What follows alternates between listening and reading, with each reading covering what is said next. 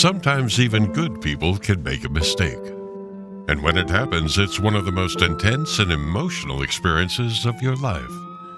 It could be a DUI, or maybe you were in the wrong place with the wrong people at the wrong time. Or perhaps you just did something stupid at the spur of the moment without even thinking, and now you're in trouble with the law. Well, you need experienced legal help right away so you don't become a victim of the criminal justice system. Even good people can make a mistake, and if you, a friend, or a loved one has been accused of a crime, don't make another mistake by hiring the wrong attorney for the kind of help you need. You need to visit toddjohnslaw.com. That's toddjohnslaw.com, and then call Attorney Todd Johns today. Attorney Todd Johns has decades of experience helping good people like you who have made mistakes or bad decisions and will stand by you every step of the way. toddjohnslaw.com.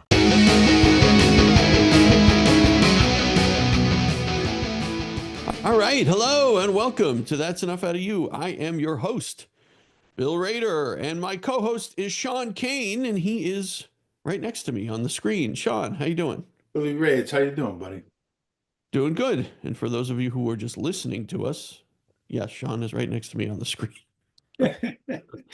Oh, all right, Sean, this week, Michael Benson joined us, and very, very interesting stuff from Mr. Benson. No, his book is Gangsters versus Nazis, and it's up on our bookshop.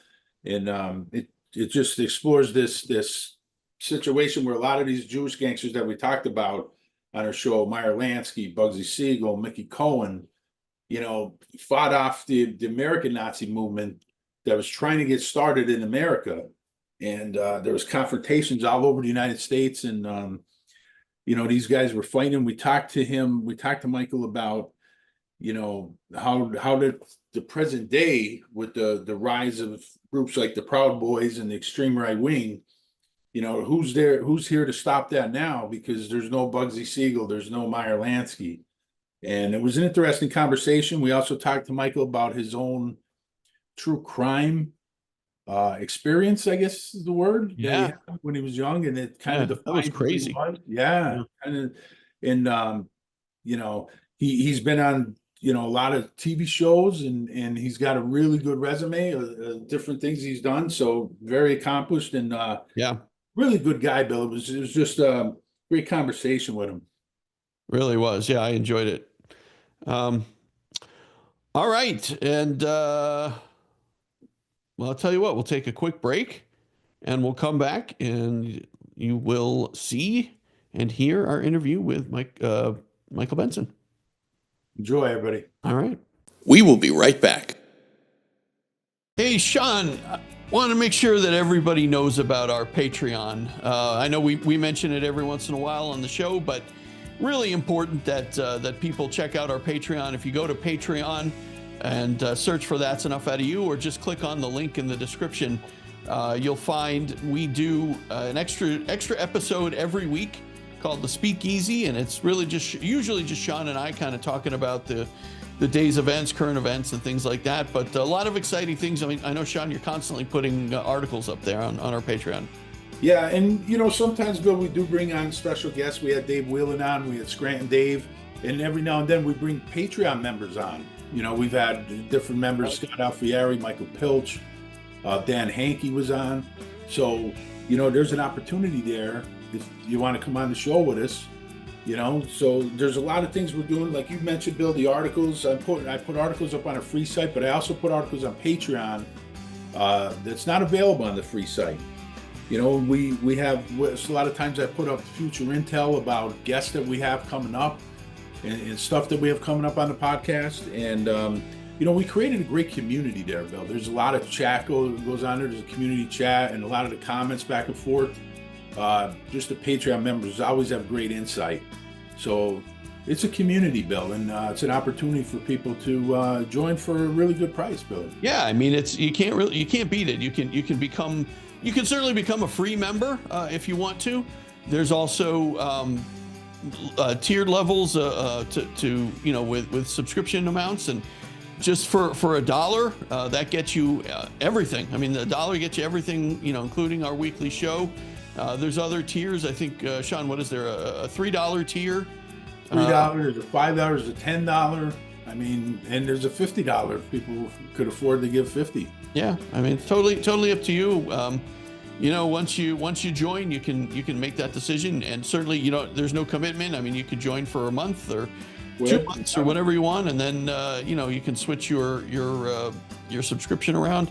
Totally up to you. I mean, that's people love Patreon for that reason. It really is. It makes it easy. It's kind of however you want to do it, however you want to join, and we certainly appreciate anybody who joins our Patreon and supports the show, because we definitely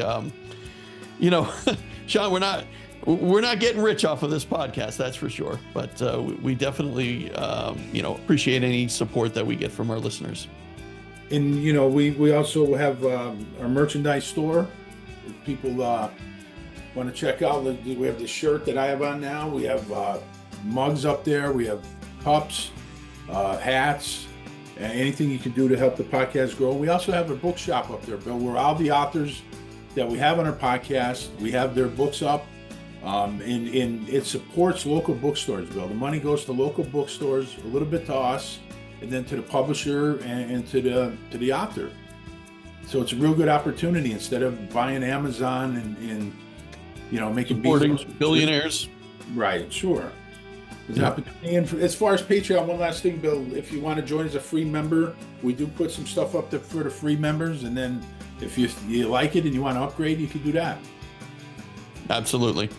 So definitely check out our Patreon. Like I said, there's a link in the description to our Patreon, or you can just go to Patreon and search for That's Enough Out of You, look for our logo, and just fill in the information and you can join.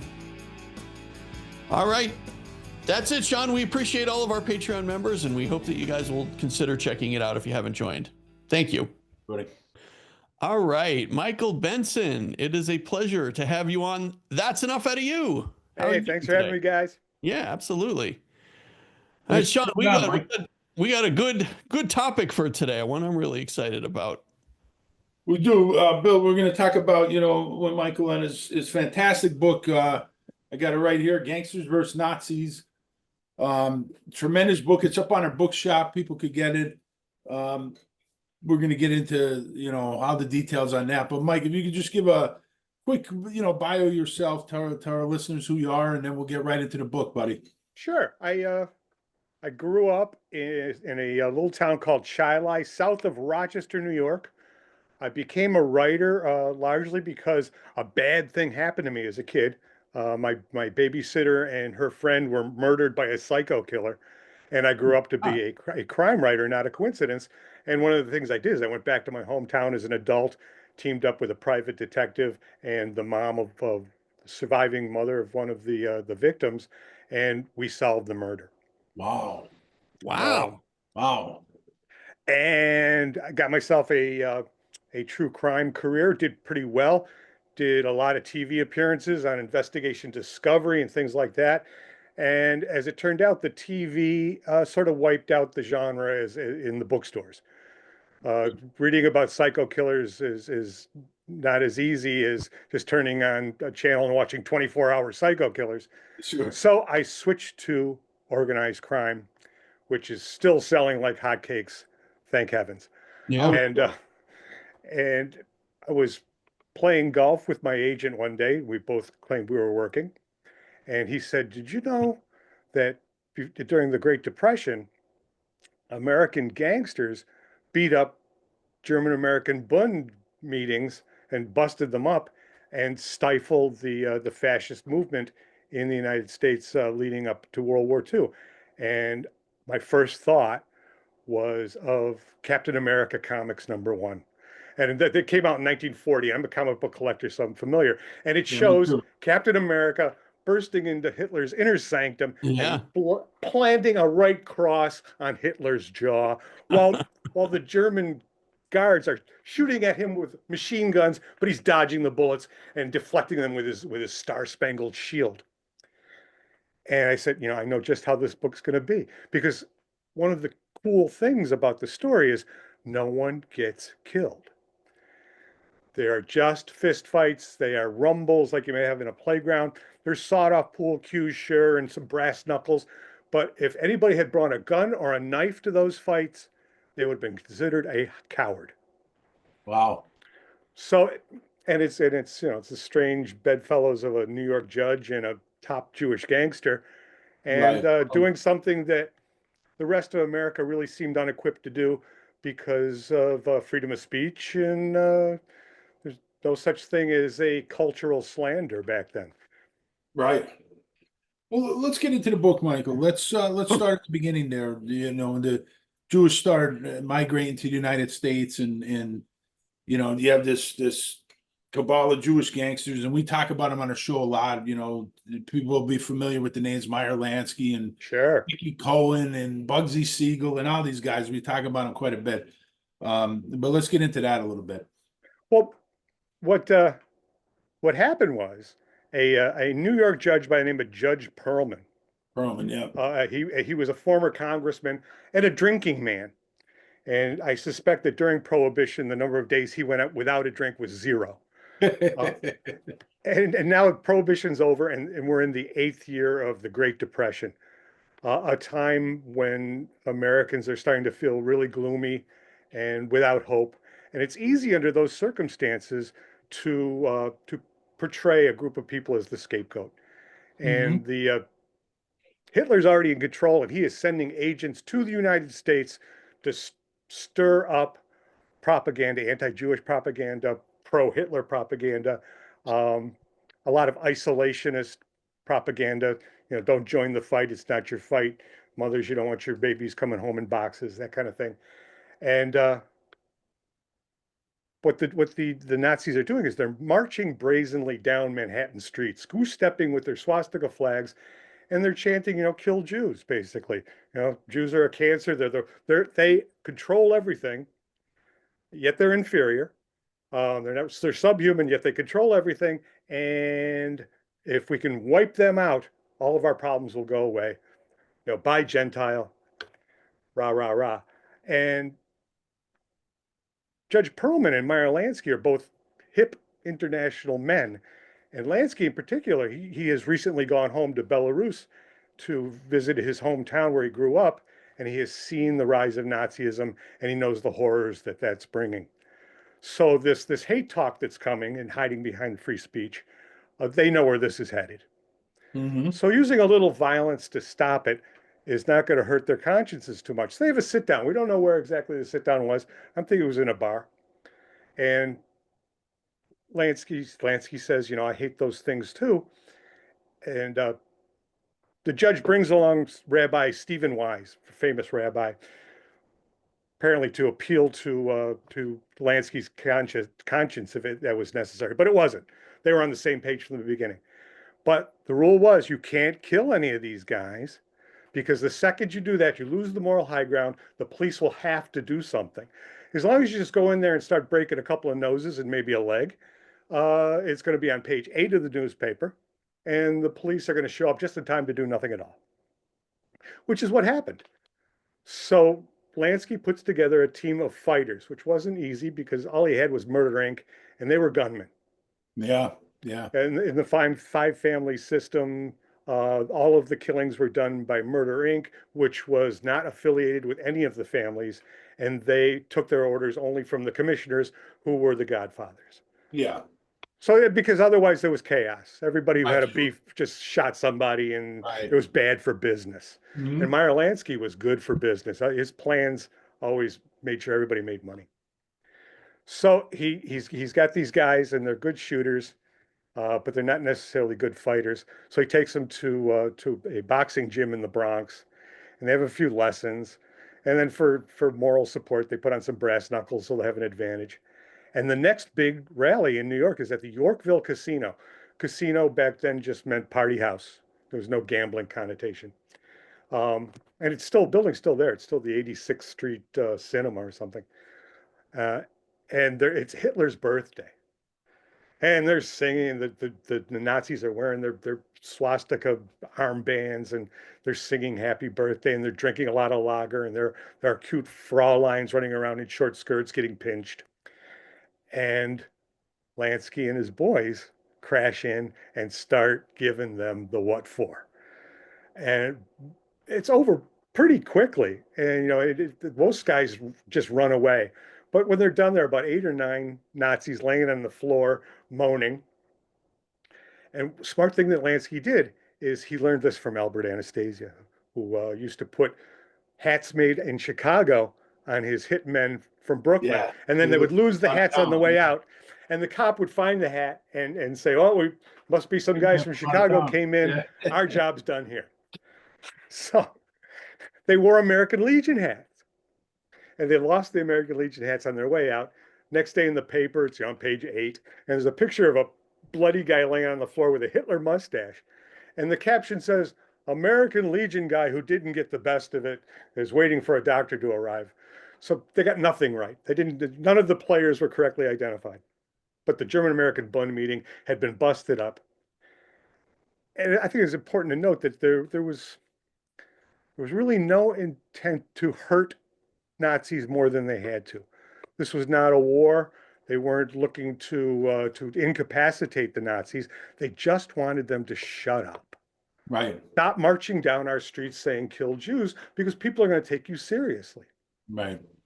After the big fight in Yorkville, Mayor LaGuardia makes it harder for the Nazis to have meetings, and they end up moving across the river to Newark, where Longies Willman, another ex-bootlegger, all of the gangsters that Judge Perlman called were ex-bootleggers. Probably not a coincidence. Probably not.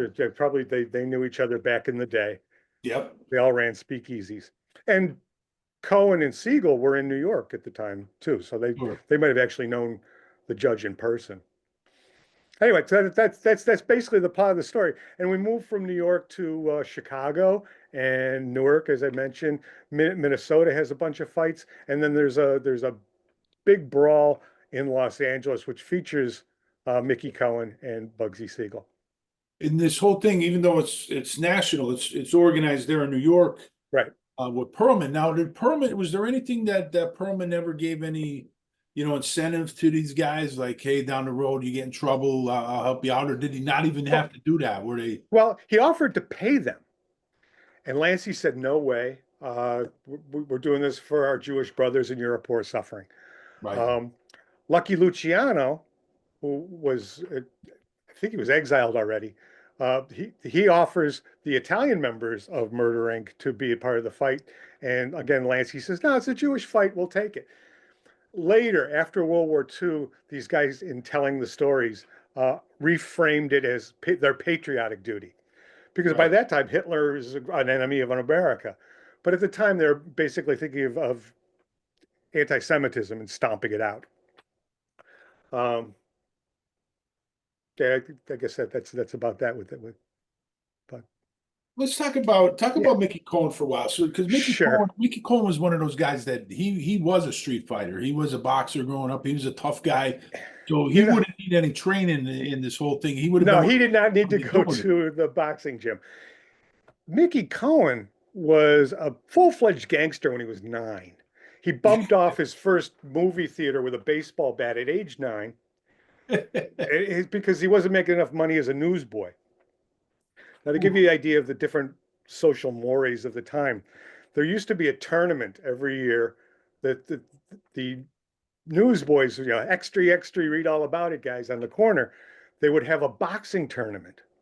And these kids are 11 and 12 years old, and grown men would sit around the ring and bet.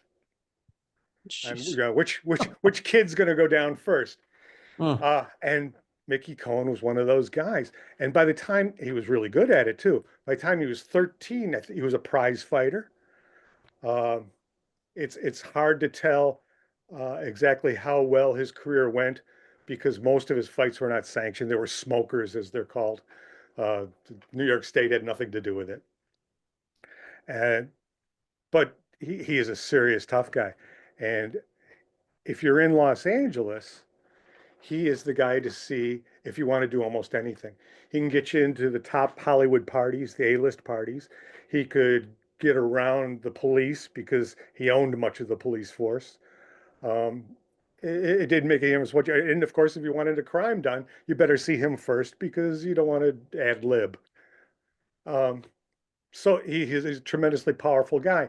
And the reason we know that he's part of this operation is that in his memoirs, he says, some judge, I won't give you his name, called me up and said, would you like to punch some Nazis for me? And which is, of course, the same thing that was said to Meyer Lansky.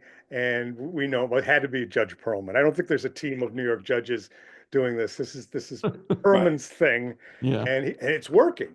It's working. That the places where the meetings are being busted up, there's less attendance the next week. And then after that, not because people are in the hospital, but because their wives are saying, why don't you go bowling instead? You won't break your nose.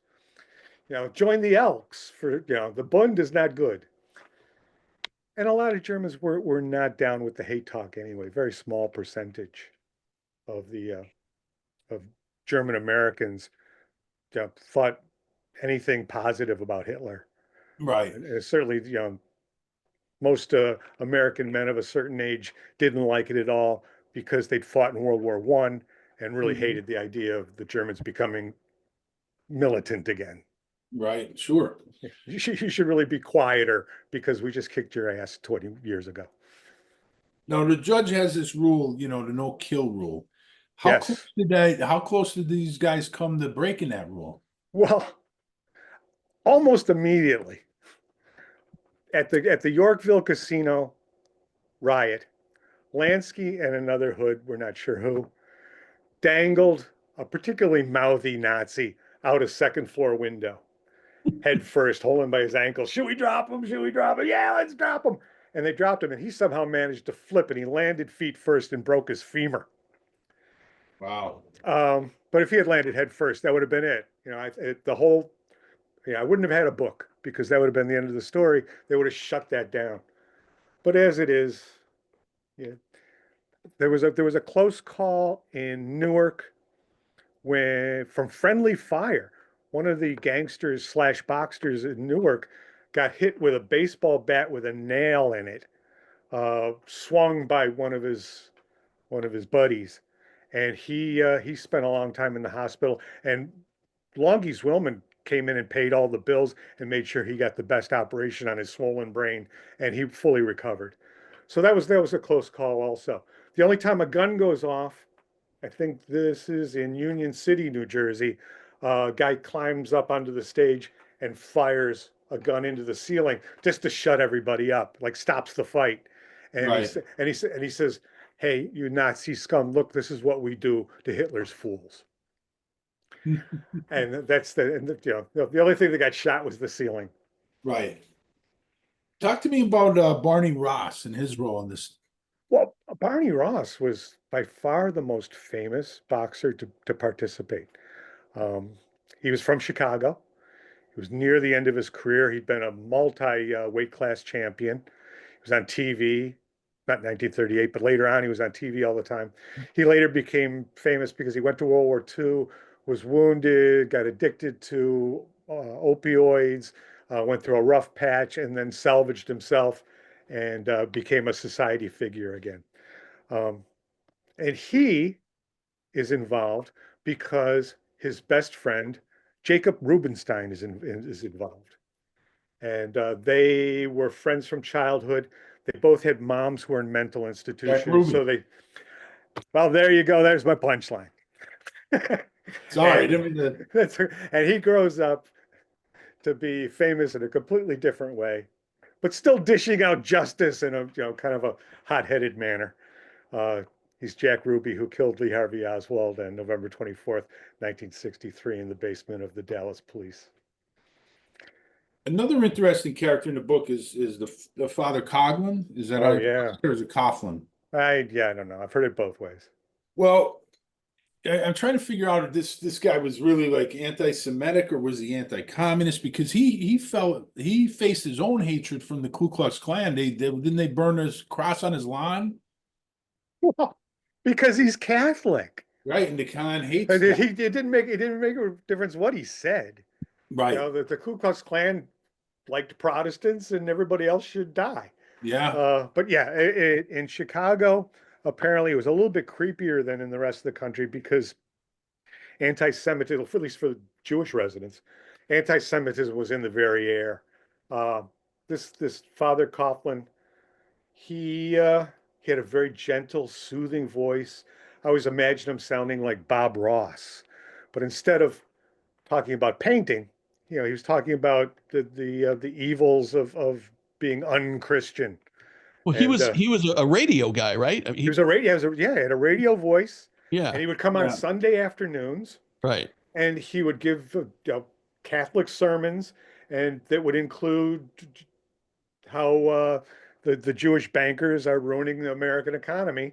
He would just stray off, and eventually he lost a few radio stations because his anti-Semitism became too out in the forefront. And this is what he led, what was known as the Christian Front. Right, Yes. right. Yeah, I think we still have these people around. Oh, absolutely. They're known by a different name today, but we have them Well, for sure. it's not the Christian left. It's the oh, by the way, the Christian left's out there, and they're pretty nice. Um, that's not a political statement. I'm just saying that they're pretty nice people. They don't seem to hate anybody. Um, but yeah, Father Coughlin, and I think it's one of my favorite ironies is that in Chicago, they interrupt his program with the bulletin saying that Pearl Harbor's been bombed. And of course, Pearl Harbor and America's introduction into World War II ends the story because everything changes. Right. The guys who are hiding behind the First Amendment are now committing sedition, and a lot of them are arrested. But the Germans who went to the meetings that were getting beat up are drafted and they're sent to the Pacific where their allegiance won't be questioned. Jewish guys are being drafted as well, and they're being sent to Europe. Nat Arno, who fought with the Jewish Minutemen in Newark, said that he landed on Normandy on D-Day and made it all the way to Berlin. He said on 2 occasions he passed POWs, German POWs, being marched in the opposite direction, who he recognized and who recognized him from street fights they'd had in Newark. So, the little war before the big war. And yeah, in terms of the public opinion, it was all forgotten. Once World War II started, that's all anybody talked about from that point on. No, before the war started, what in this whole thing, this rise, German American, they're trying to get this Nazi movement in America. What Right. kind of coordination was there between them and the Nazis in Germany and even other hate groups like Klan? Was there any coordination between these guys in the Ku Klux Klan or anything like that, or no? There was. Okay. The Goebbels, not Hitler so much. Hitler was only vaguely interested in the New World. He was a studier of European Right. history. He had to be prompted to take any action, and Goebbels got him worked up by saying that if we could control Hollywood, we could turn it into our own propaganda machine, and we may be able to conquer North America without firing a shot because we'll win their hearts and minds. And the idea was to make anti-English pictures and anti-Russian pictures and pro-Germany pictures, and everybody would be happy. And he sent show business in general, because show business was one of the few industries in America that actually was run by Jewish men. This was the anti-Semites' nightmare. So they didn't get very far. But they did coordinate between cities. They were coordinated. The silver shirts of William Dudley Pelley, and the German American Bund worked together on the West Coast to some degree. The KKK and the silver shirts had a lot of the same members. You could be members of both, obviously. So yeah, they did work in coordination. And what happened was, after this is maybe closer to 1940, after my book's done, they attempt to set up maybe dozens of smaller cells with no more than 14 guys in each one, so that if one got busted, the others would still be operating. Because you had, the entire German American Bund gets stomped one night because Siegel and Cohen come in with baseball bats and smash up stuff. Like a guerrilla army. Yeah, exactly. Exactly. Only one without any fatal casualties. Right, right. It's One fascinating. of my favorite stories, Mickey, like a Mickey Cohen story. I think this is after the war has just started. And a couple of the anti-Semites who are particularly mouthy in LA have been arrested for sedition and are in a jail cell, in a waiting cell in LA. And Cohen's in there because something about a filed off gun. But he says, put me in the cell with those guys. I know who those guys are. So when the guard's not looking, he goes over and he takes their heads and bonks them together. And they start screaming. He goes to the other side of the cell and reading a newspaper. He says, "Oh, they were in a fight. I don't know what happened. I don't want to touch those guys." So he was still beating up Nazis as late as 1940. We will be right back. DK's Corner, now located at 201 Cherry Street in Jessup, Pennsylvania, is serving up the area's best tasting food at respectable prices. Known for our great cheesesteaks, DK's also has delicious breakfast sandwiches, specialty coffees, and catering 7 days a week. You'll love the wraps, soups, and pizza too. We're now open Wednesday, Thursday, and Friday, 9 a.m. to 9 p.m., and Saturday, 8 a.m. to 3 p.m. Visit DK's Corner on Facebook to see our daily specials, and make sure to follow and like us while you're there. We offer local delivery to homes and businesses, takeout, or come and dine in our new restaurant in Jessup. Call or text DK's Corner at 570-209-0278 or hit us up on DoorDash. And we thank DK's Corner for sponsoring That's Enough Out of You. You know, this is kind of tying into what's happening today. Oh boy. We don't have a Meyer Lansky. We don't have, Yeah.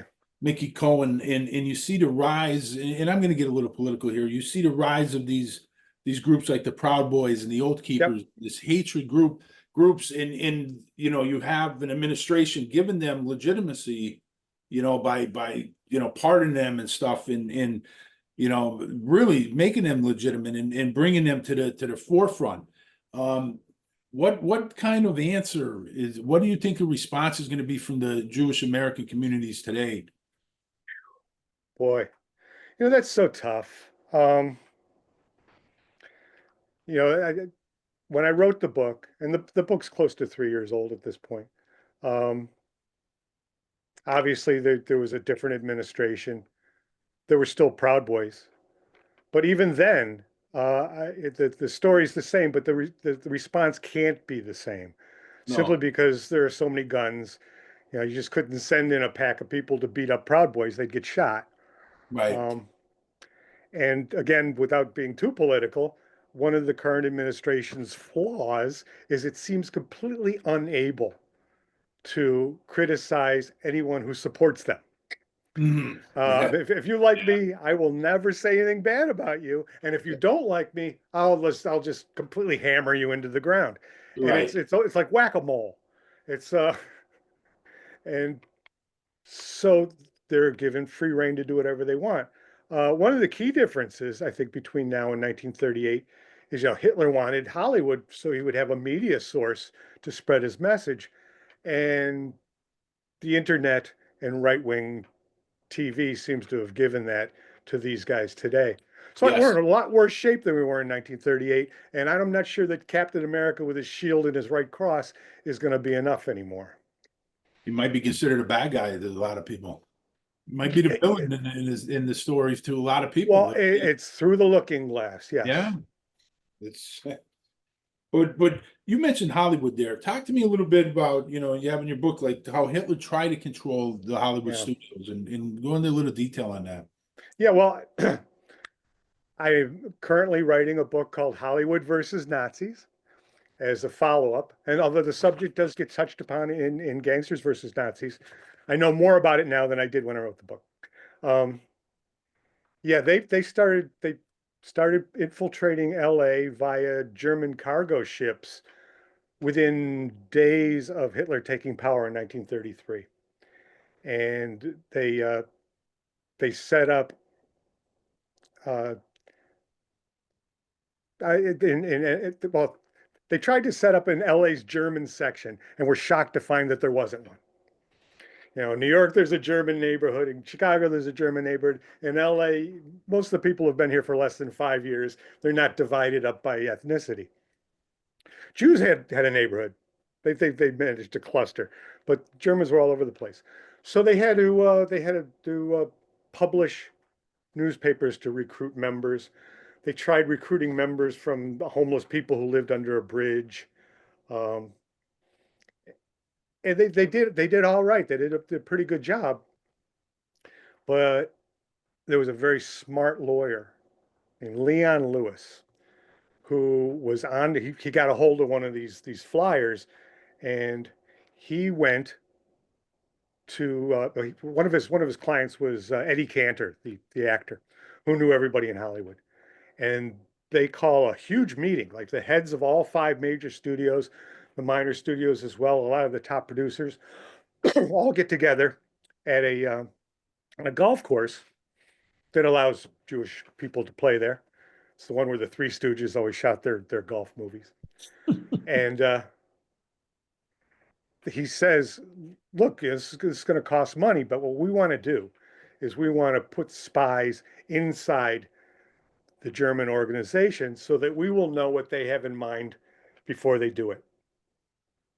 And this works. A lot of the spies were Gentiles because they were easier to assimilate into the German community. Although there were some Gentile-looking Jewish men as well. And they would report back to Lewis about exactly what was going on at these meetings. So we have some like horrendous quotes, just horrible quotes. They're going to gather up a lot of Hollywood's top Jewish stars. They thought Charlie Chaplin was Jewish. He was on the list. And they were going to take them out to a park and hang them like strange fruit. And I think maybe even Hitler himself said, no, I don't think that's a good idea. You're not going to win hearts and minds that way. But some of the things, some bad things were they were going to kidnap Leon Lewis's daughters and say, stop infiltrating our meetings or bad things are going to happen. One thing we haven't touched upon is the horrible lasciviousness of the German-American Bund. I mean, I already said only about 1% of German Americans supported any of this, but the guys who were in the Bund, the guys who came over from Hitler and who were recruited in California or in New York, they seemed to be disproportionately perverted. They had youth camps out on Long Island, outside of Los Angeles, up in the Catskills. There were Nazi-loving youth camps where the kids did not know that it was Nazi-oriented until they got there. There were pretty girls standing on street corners, hanging out brochures, in big cities. Your kids need fresh air in the summertime. Learn to play baseball, learn to swim, learn to love Hitler and hate Jews. But it didn't say that. And one thing that I found while writing the Hollywood versus Nazis book, which should be out next year, is that in LA in particular, about 90% of the recruits were girls. And the girls were taken one at a time to a basement room in the headquarters, and they were given lessons in how to be a wife, including how to please your man. Wow. And like, oh my God. Yeah, in New York, the leader of the youth camp was arrested because he was caught in a movie theater with a little girl that wasn't a relative. And in LA, it was just really, really rough stuff. Wow. And I almost published the picture and I said, no, I don't want to. It was just a group shot of the kids from the youth camp, 90 girls, 8 boys, and some of the girls look a little sophisticated for their age. I'm going, oh man. So we're going to let them stay anonymous. Probably a lot of them are gone by now anyway, but it's just a horrible thing. And I guess maybe it figures that the same small percentage of German American men who were filled with that much hatred also were misogynists and just saw little girls as, mini women. Anyway, it's horrifying. The most So, horrifying thing that I found. wow.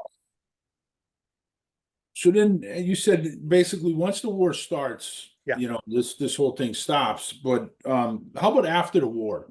And you have, later on, you have the rise of the neo-Nazi groups.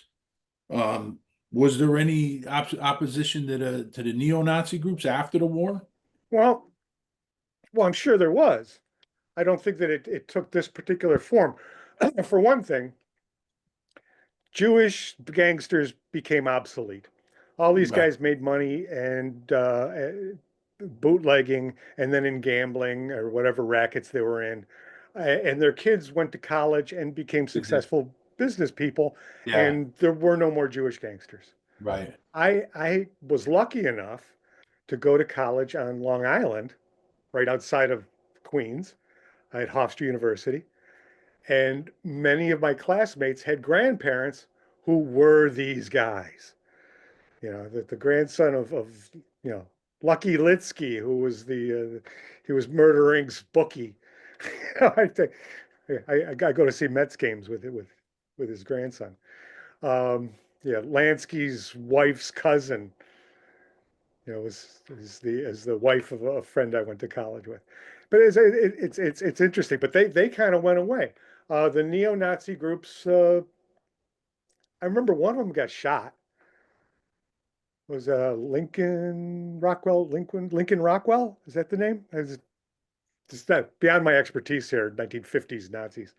Um, but by that time, America had shifted its attention to communists. There's a communist hiding behind every door. Right. No, no, Sure. Yep. nobody thought about Nazis. Neo-Nazis were just, crazy because we just stomped you a few years ago. Why are you doing this? I'm not sure they were taking that seriously. And it's interesting that people in the CIA, like Alan Dulles, Yes, would use Operation Paperclip to bring over Nazis to use them against the communists. that's right. That's right. You They know, and especially and even during the gangster Nazi wars, there were LA policemen who said, why are you attacking these people? They're good Americans. Why don't you go after commies? You know, and right. it's what they're hearing. Nobody actually knows a commie. You No, know, the commies in Hollywood are the writers. I mean, they're sitting around in sandals eating finger sandwiches. They're not a threat to America. They can have any philosophy they want. and it's interesting because it does tie into a lot today when you see, they're like you mentioned the right-wing media earlier, they like to gaslight, certain bad guys and paint like immigrants as the enemy. And you see that today. You see it's just so much hate and I so miss honest conservative politics.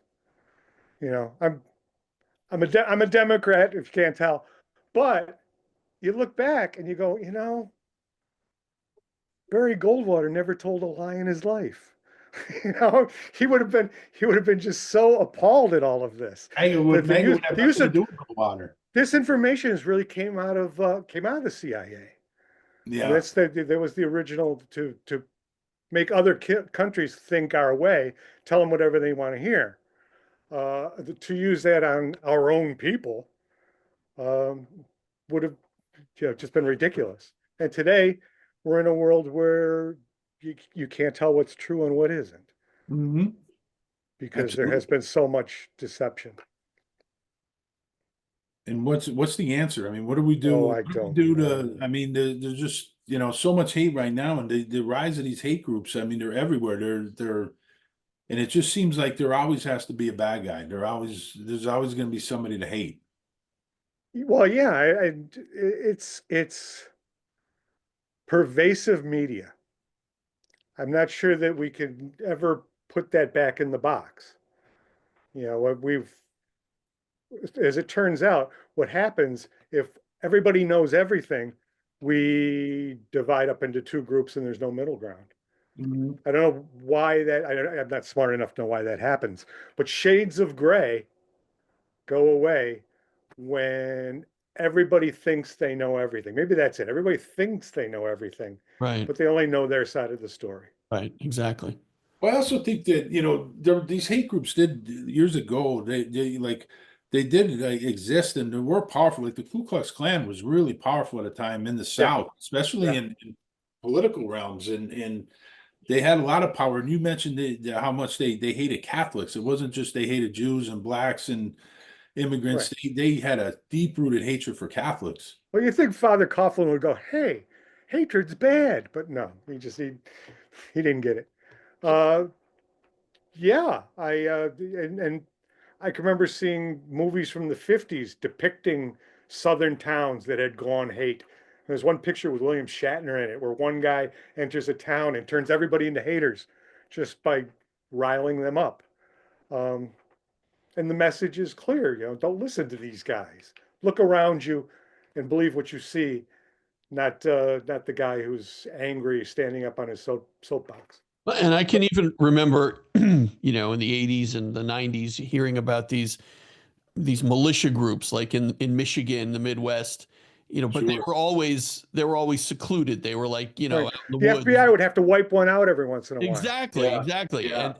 And now they're out in public. They're legitimized. They're the Proud Boys. They're, these groups that you hear about all the time. And you just, as you said, you can't put the toothpaste back in the tube. I mean, they're out now, and what are you going to do? I mean, it's Yeah. crazy. Well, the only thing I can think of is that sometimes, and I've written a lot about organized crime. In some cases, mob wars end when something happens that both sides agree is just horrible. Right. There's like some kind of collateral damage happens, Right. and it's so shameful that everybody all of a sudden realizes how bad they've been. Right. And it's not that I want anything bad to happen, of course. Usually involves really, really innocent people being hurt. But sometimes when that happens, the veil of "we are right" falls off, and people see just what horrible people they're being. I think also when it affects them, when something hits home to them, like you see a lot of people now, MAGA's getting a little upset because of, people getting deported without due process. It could happen to them. Right. It's a point, and the thing is, and you see a lot of people getting upset about that because they see it hitting home. It's too close to home. Yeah. Well, as far as I can tell, there haven't been any white people deported yet. No, but I mean, And it does seem like the bad guys are white Americans almost exclusively. And I guess if you look at history, Europe's kind of a not terribly nice place in a lot of ways, and we've picked up a lot from them. but But eventually it will be, it wouldn't matter. It's not going to matter whether you're white, black, or Latino or whatever. If you're going to criticize, or you're oh, going to right. something, you're going to be put on a My, plane and sent to a foreign prison. I And think that's what happens. I think we're still a ways from that, but Well, we are, but it's at a point. It's at a critical point where it's got to stop now. but you're Gotta but stop you're now. you're right. Once it gets to that point, you're going to have people seeing it clearly for the first time. But by then it'll be too late. Well, will it? Well, Okay. yeah, I think it will. I think you see a lot of these town meetings though. You start to see a lot of these people, especially places you wouldn't expect it in the South. You see a lot of them getting upset and yelling at their representative, their congressman and stuff because they see that they could see that in the future happening. Yeah. And don't forget, Michael, I mean, German citizens, they didn't believe that these concentration camps existed. Remember, right. I mean, and I'm not saying there's concentration camps, but things are happening that we may not know about, that we may not believe could possibly happen, that could happen. You're going to find this hard to believe, but when the book came out 3 years ago, it was considered a fun book because it's written in a comic booky way. Right, sure. It has very, very clear-cut good guys and bad guys. Sure. The fact that the bad guys are also good guys was a little bit interesting, but it didn't carry the weight that it does now Yeah. because in the last 3 years, what's happened is we're getting a lesson in what the 40s might have been like if these gangsters hadn't existed. You know, Yeah. they nipped it in the bud the first time, and we're in full blossom now. Yeah. Right. Well. Oof. So anyway, it's a really funny book. Was there You're anything gonna, in the book that you're we gonna didn't cover love it. back then? I'm sorry, say it again. Is there anything that in the book that you want to cover that we haven't yet? Bum, bum, bum, bum, bum. Well, man, I'd like to thank the Jewish journalists of the day, like Judd Teller and Herb Brin. Without them, we wouldn't know enough details to fill a book. Right. Like Meyer Lansky and Mickey Cohen both included it in their memoirs. I'd like to thank Jack Ruby's sister, because when she was interviewed by Earl Warren for the Warren Commission, she gave a lot of details on Jack's participation and Barney Ross's participation in the stomping of Nazis in Chicago. Wow. So, but yeah, I you know, putting it all in the context of the present has me stymied a little bit. I really thought that it was a very small and compact section of U.S. history that nobody knew about. And Right. for a while, I was thinking that it almost reset like a sitcom would at Pearl Harbor, but it didn't, because during the gangster wars, the Anti-Defamation League and the B'nai B'rith would go around and write down the license plate numbers of the cars outside the Nazi meetings. And those lists were later used during World War II to prevent the wrong type of people from getting jobs in defense plants, which there's no sabotage on the West Coast under the, I mean, something did blow up in New Jersey once, but there was certainly a lot of ships and planes that would have blown up while under construction had they not had known who not to hire. Because those guys Right. tried to get jobs. They were under orders, try to get a job where they're making ships and plant a bomb. Yeah. Yeah. So, Bill, you got anything before? So, Michael, you mentioned that the TV has kind of taken over the Yeah. true crime.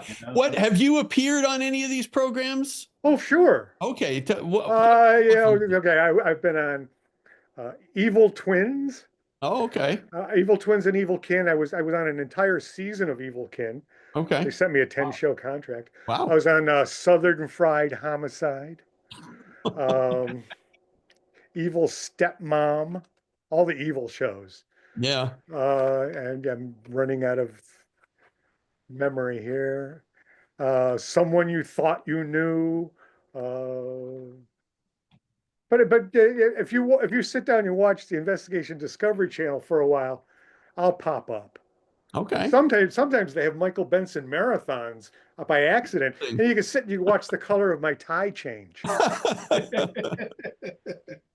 And Michael, the other question I wanted to ask you, and hopefully I don't embarrass myself here, but the tragedy that you mentioned happened early in your life. That wasn't Son of Sam, was it? No. Okay, it was a different psycho killer. It was a different psycho killer. I wrote a book about Son of Sam, though. Oh, did you really? Okay. The Wicked King Wicker. It's available on Amazon.com. Interesting. And have you seen there was a documentary, I forget, it was a few years ago. It was on Netflix about Son of Sam. Don't know if you saw that one. I wrote the book so it would come out at the same time, thinking that there would be a rise in popularity, but that show didn't appeal to me that much, and it didn't appeal to other people much either. It was more about one of the investigators than it was about Son of Sam. Right. But the babysitter and her friend being killed when I was 9, that is now a book called The Devil at Genesee Junction. Genesee, Genesee. Genesee River runs through Rochester, New York. And it is the story, starts out for the first 150 pages. I'm 9 years old. and this is all happening around me. The girls go swimming in a swimming hole behind my house and don't come back. Wow. And they're found a month later, and it's a brutal Jack the Ripper type crime scene with mutilation, inferred cannibalism. So I had to grow up knowing that the actual boogeyman had walked past my bedroom window at one point. So, I didn't sleep until I was 34 years old. But yeah, we went back and we put the mom on TV and said, if you know anything, talk to Michael. Here's the phone number. And what I got were all of these women who were then in their 50s who had been 10 years old at the time of the murders. And they knew who the murderer was, but nobody had ever asked them. Wow. Because they were getting dragged back by the creek, which is how we pronounce creek. And bad things were happening to them. And they were being told if they made a sound, they would be killed. Wow. And my girls apparently screamed. Wow. Wow. But spoiler alert, nobody's going to buy the book anyway. The main guy of this Bad Brothers who were doing this, he ended up moving to Texas with his daughter, who was also his wife, and was arrested for sexually abusing his granddaughter, who was also his daughter. You think Chinatown was rough. And was put in prison for 90 years for incest, but he only lasted a couple of weeks because the other prisoners didn't like him. It's as close to a happy ending as we're going to get. Yeah. Wow. That's unbelievable. That's crazy. Yeah. That's crazy. What, do you have another true crime story you want to talk about real quick that you investigated? Let me see. Yeah, well, are you familiar with the double initial murders in Rochester, New York, where Barely. three little girls were killed in the early 70s, and it's still unsolved. But we found a fellow who the name of the book, by the way, is Nightmare in Rochester, available on Amazon.com. And we found a guy who had committed a crime similar to these, but he was not considered a good suspect because his victims didn't have the same first and last initial, which made my brain explode, because 3 girls with the same first and last initial is not necessarily a signature. It's not like it comes with a note saying, PP is next. Right. It was a coincidence. The guy didn't care how they spelt their names. They were walking down the street alone and they were 10. And he was in a car and he scooped them up and he did horrible things to them. He went 3 for 3 in terms of first and second initial. But, the second it was mentioned in Rochester, everybody said, well, we have a genius serial killer here. How does he know the girls' names? And everybody tried to figure out who knew all 3. Well, he didn't know any of them. Later on, he probably switched to or just got victims that weren't, alliterative named, and the people looked the other way. Anyway, that's another. It was a fantastic murder investigation I did. I did it with a private detective named Don Tubman. Worked for a couple of years and made a lot of friends, and ended up talking to a lot of eyewitnesses at the time who really hadn't had a chance to tell anybody. I mean, there are a certain segment of society that never talks to police ever, no matter what, and they tell me everything. So I went from the Rochester police being very suspicious of me, and we don't like armchair detectives, to now they ask me for advice. So, Yeah. Oh, that's great. Michael, this has been fantastic. Really. Well, thanks, guys. Yeah, thanks for coming on with us. Appreciate I it. recommend the book. It's up on our bookshop. I read it. It's a fantastic book. And we'll get the other books up there too, so people have the opportunity to look at and buy them there. Definitely. Thanks, guys. I appreciate it. Yeah. Have a great week. Enjoy the rest of your spring. All right, you too. All right. Thank you, Michael. Bye. Thank you. All right. That's Enough Out of You podcast is executive produced and written by Bill Rader and Sean Kane and edited by Bill Rader. The That's Enough Out of You podcast and logo are exclusive property of Bags of Chicken, LLC. Any rebroadcast, retransmission, or accounts of this podcast without the express written consent of Bags of Chicken, LLC is prohibited. So don't even try it.